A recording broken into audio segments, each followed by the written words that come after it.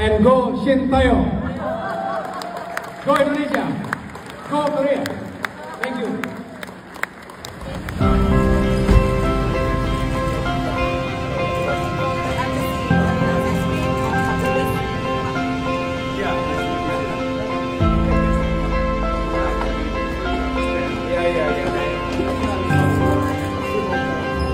Thank you. Congratulations for your National Day. Thank you for having me. And congratulations for your National Day. Thank you so much. Very meaningful for Maybe to make it more.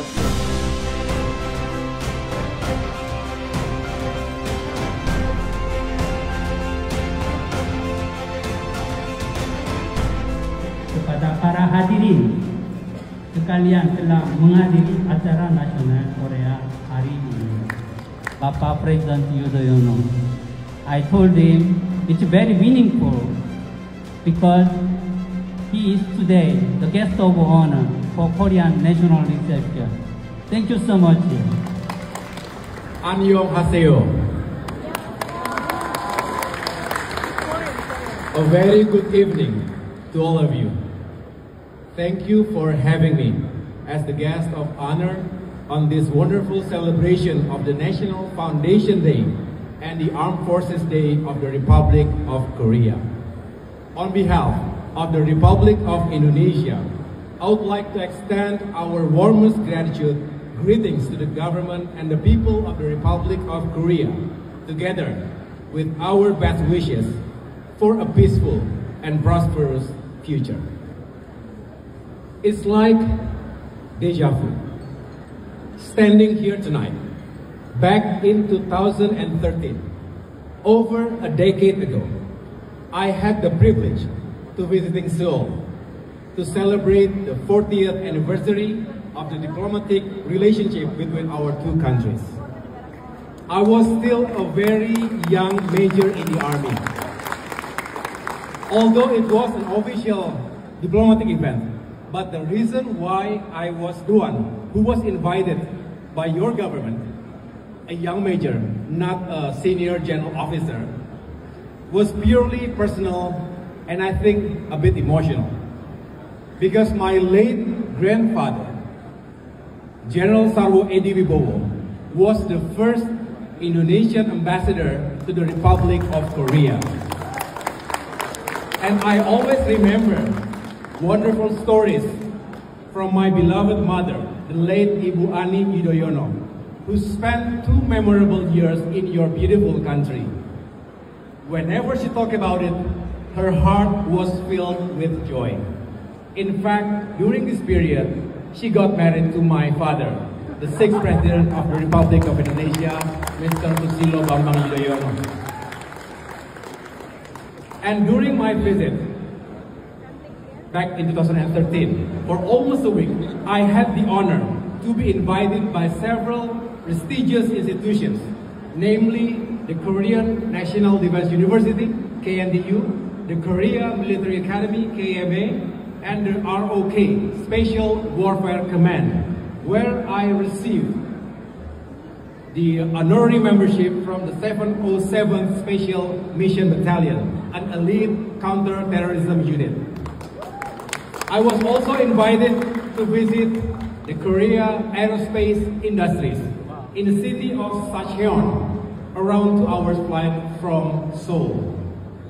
But of course, the most memorable one was when I had the opportunity to take my little family for sightseeing, to experience Korea's rich historical and cultural values.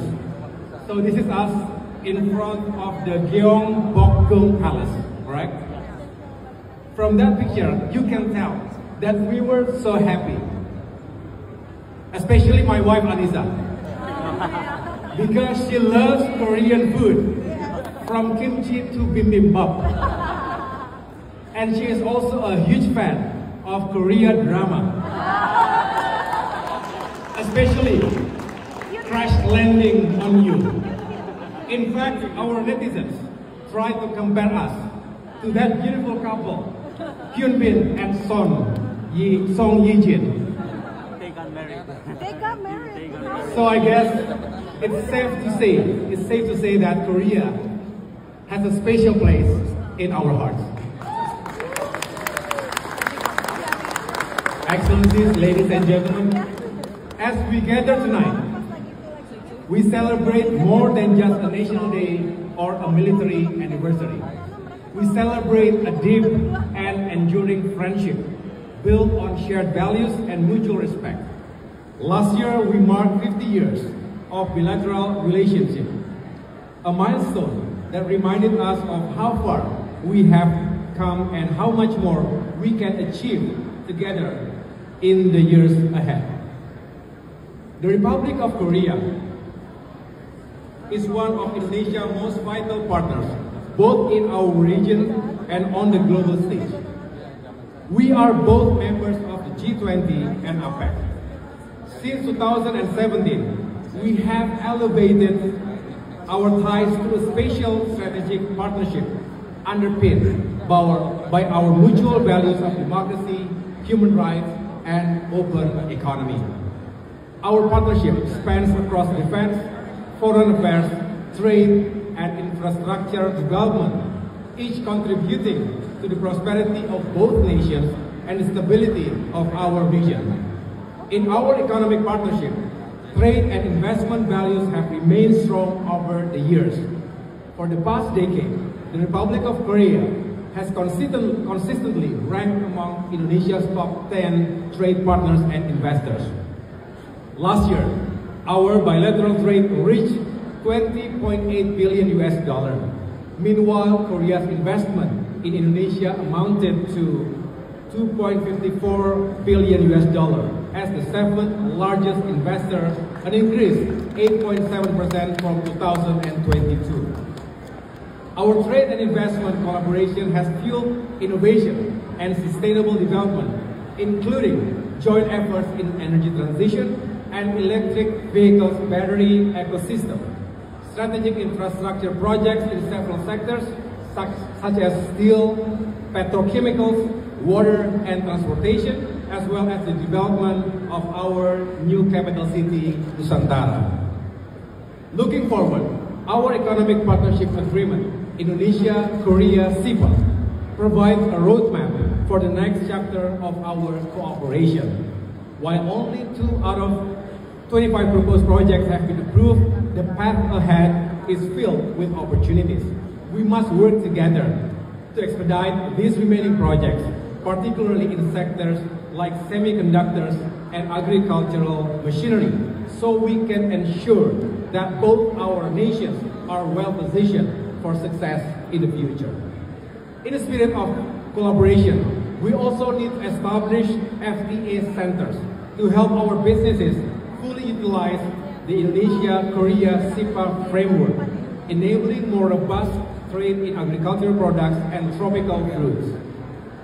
Ladies and gentlemen, the future of Indonesia-Korea relations depends on our ability to work together, hand in hand, with a shared vision and commitment to mutual prosperity for our people. Once again, congratulations. May our partnership continue to thrive, bringing stability, opportunity, and prosperity to the people of Indonesia and the Republic of Korea. Thank you. Kamsahamnida. Saranghaeo.